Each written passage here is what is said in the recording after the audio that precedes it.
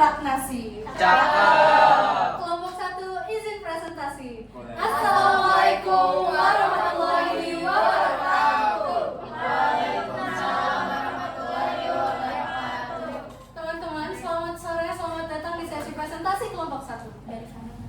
Yang kami hormati Ibu Lanti Mustika selaku dosen kelas responsif bahasa Indonesia dan juga teman-teman kelas C2 yang kami sayangi. Sebelumnya, sore ini, perkenalkan saya Natia Mulia dengan NIM akhir 298. Perkenalkan, saya Agnia Putri Nusantara dengan NIM akhir 086. Perkenalkan, saya Khairil Hana Amira dengan NIM akhir 193. Perkenalkan, saya Willy Desa Putra dengan NIM akhir 273. Perkenalkan, nama saya Fitri Ramadhani dengan NIM akhir 104. Kami berdiri di sini untuk mempresentasikan karya tulis ilmiah kami yang berjudul Pengaruh Tingkat Penjualan Terhadap Penerapan SHKM-KM. Nah, teman-teman, perlu diketahui bahwa karya tulis ilmiah kami ini dilatar belakangi oleh pertumbuhan perekonomian Indonesia yang mencapai 5,01% di tahun 2025 dibandingkan dengan tahun 2024 alias tahun lalu. Nah, pastinya pertumbuhan ini dipengaruhi oleh UMKM atau usaha mikro kecil dan menengah. Nah, teman-teman pasti udah tahu dong kalau UMKM adalah tulang punggung perekonomian bangsa sejak kita masih dilanda oleh krisis moneter. Nah, teman-teman juga pasti harus tahu bahwa UMKM tidak hanya menjadi tulang punggung perekonomian bangsa, tetapi juga menjadi penyerap tenaga kerja yang efektif dan memberikan lowongan pekerjaan di Indonesia yang sangat banyak. Perlu kita ketahui juga bahwa semakin besar skala usaha di UMKM, semakin yang dapat kita ketahui dari tingkat penjualan dan produksinya, maka semakin penting pula pencatatan keuangan untuk diterapkan. Kenapa? Karena semakin tinggi atau semakin besar tingkat produksi dan penjualannya, maka semakin besar pula sumber daya yang dibutuhkan. Oleh karena itu, pencatatan keuangan sebaiknya dilakukan oleh para pelaku usaha agar untuk mengurangi dan menghindari kemungkinan fraud atau kecurangan agar terjadi. Dan juga pencatatan keuangan di usaha mikro kecil dan menengah ini jika distandarisasikan dengan SHKM-KM itu juga dapat menguntungkan para pelaku usaha untuk mendapat aliran dana dari lembaga keuangan agar dapat memperbesar skala usahanya. Perlu kalian ketahui juga bahwa karya tulis ilmiah kita ini didasari oleh 2 rumusan masalah.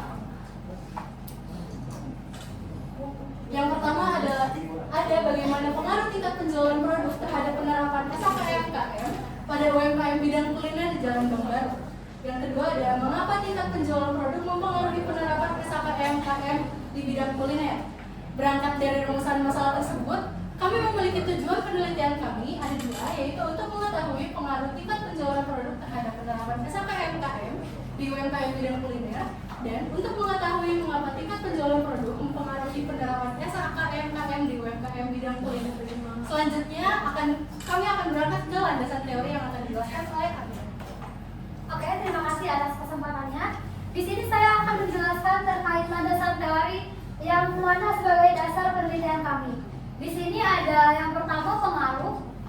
Pengaruh bisa diartikan sebagai kemampuan suatu hal dalam perubahan atau dapat dampak yang melakukan perubahan untuk suatu objek yang memengaruhinya. Yang kedua ada penjualan. Penjualan merupakan kegiatan usaha yang bertujuan untuk menarik lebih banyak minat konsumen untuk membeli produk sehingga perusahaan bisa meningkatkan kembali pendapatannya. Yang ketiga ada tingkat penjualan yang mana diartikan sebagai berapa banyak jumlah barang yang diproduksi atau dijual untuk memenuhi kebutuhan pasar. Nah, tingkat penjualan ini juga sangat penting. Tingkat penjualan ini juga sangat penting karena sangat berpengaruh pada profit perusahaan sehingga menimbulkan variabel dalam analisis perusahaan. Selanjutnya akan dijelaskan oleh rekan saya. Baik, terima kasih atas kesempatannya. Selanjutnya ada penerapan. Penerapan sendiri dapat diartikan sebagai implementasi akan suatu hal. Penerapan dapat dipahami sebagai langkah-langkah yang tersusun untuk mendapatkan tujuan yang diinginkan. Menurut Kamus Besar Bahasa Indonesia, penerapan dapat diartikan sebagai proses atau cara atau perbuatan menerapkan.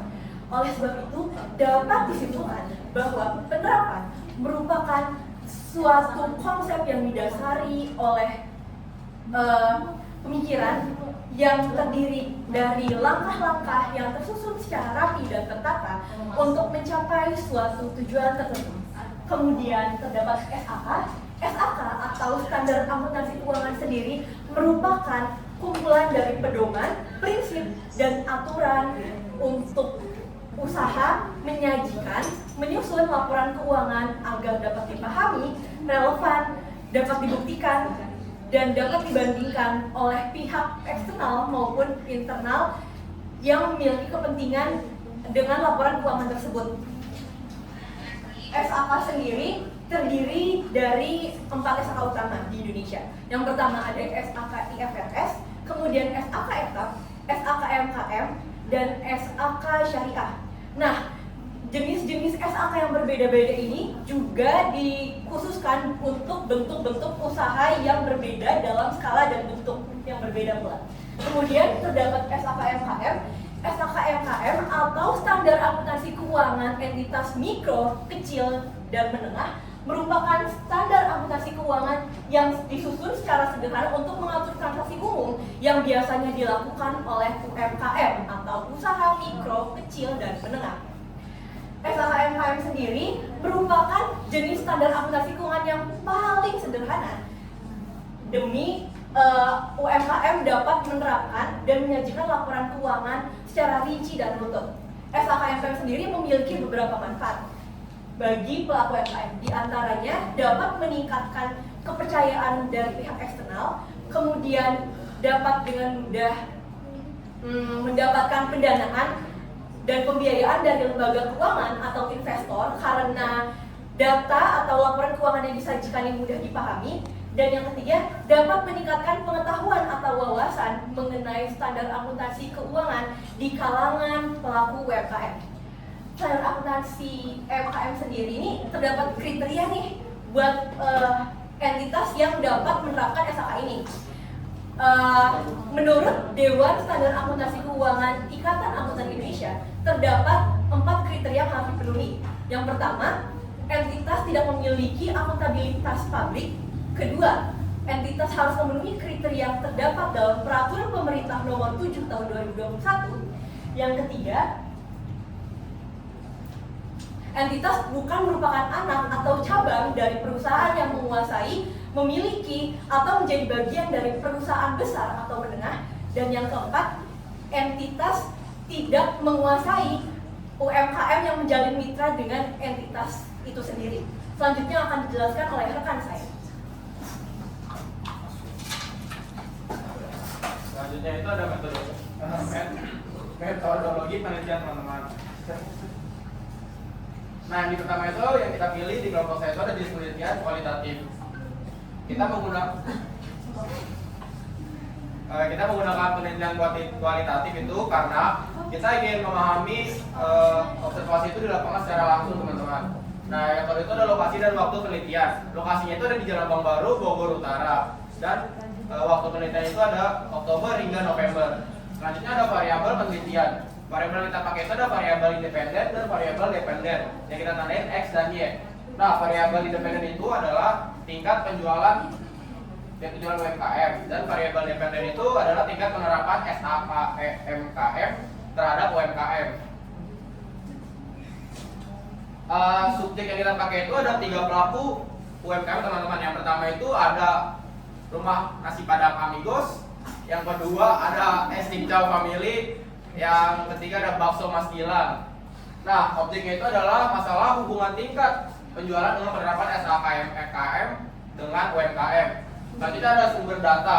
Data primer yang pertama yaitu data yang kita ambil dari sumbernya langsung, teman-teman. Kita melakukan wawancara langsung ke lapangan supaya kita mendapatkan data yang kita cari. Yang kedua itu ada data sekunder. Data sekunder itu data yang kita peroleh secara tidak langsung seperti buku yang ada di depan saya, teman-teman.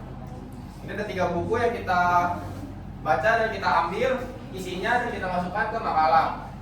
Yang terakhir itu ada teknik pengumpulan dan analisis data. Nah, di teknik itu ada wawancara, semi terstruktur, dan observasi lapangan.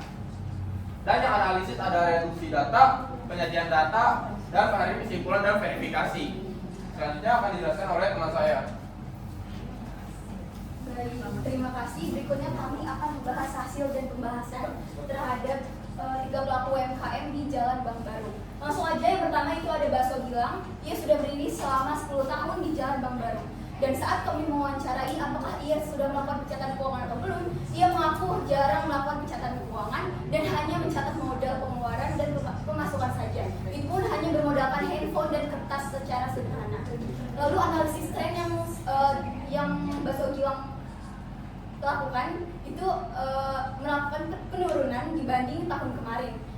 Lalu berikutnya yang kedua ada Rumah Makan Amigos, di mana ia sudah berdiri selama 3 tahun di Jalan Bank Baru.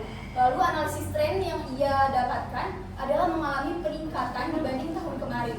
Dan saat kami mewawancari pencatatan keuangan atau belum, ia mengaku sudah melakukan pencatatan keuangan secara ringkas di buku besar, dan ia satu-satunya yang mencatat pencatatan keuangan secara beruntut. Lalu yang terakhir ada Iskrim Cica Family, di mana ia sudah berjualan selama 6 tahun di Jalan Bank Baru, dan dia hanya mencatat modal dan pemasukan saja, sama seperti Bakso Gilang.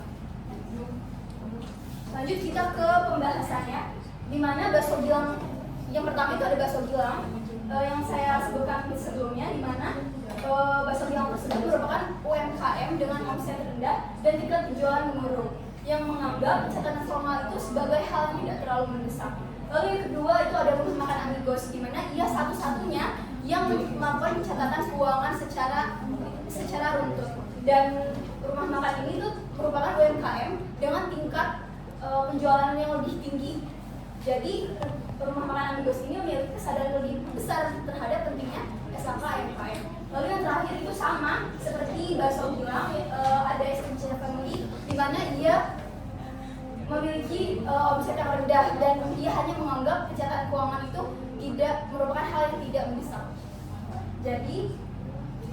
Jadi dapat disimpulkan bahwa ketiga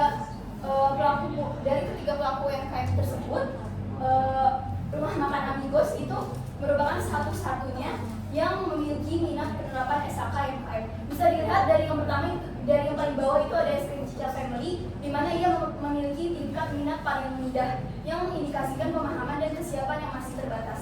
Lalu yang kedua itu ada Bakso Gilang, ia berada di tingkat sedang, yang artinya UMKM ini memahami manfaat dari penerapan SKK UMKM.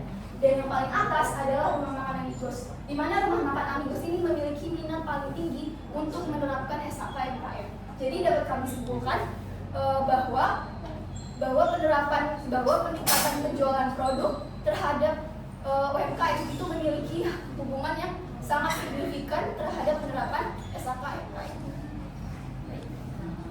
Yang untuk kesimpulan dan saran akan dijelaskan oleh moderator. Nah, teman-teman, dari yang teman-teman udah dengerin dan udah pahami ya mungkin ya, jadinya tingkat penjualan dan tingkat produksi suatu UMKM atau suatu usaha itu sangat berpengaruh terhadap penerapan SKK UMKM, bahkan penerapan pencatatan laporan keuangannya sendiri.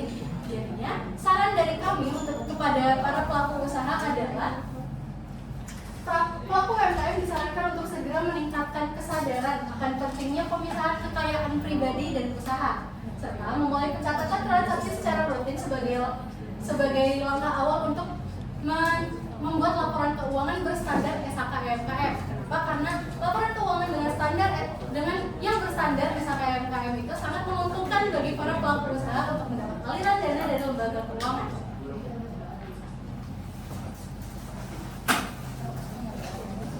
Berikut adalah dokumentasi kami dari Oktober sampai November saat kami mewawancara para pelaku UMKM. Lanjut. Ini saat wawancara BK untuk studi lanjut. Nah, teman-teman, kita udah ada di slide terakhir nih. Tapi sebelum menutup presentasi, boleh kali aku kasih pantun? Boleh.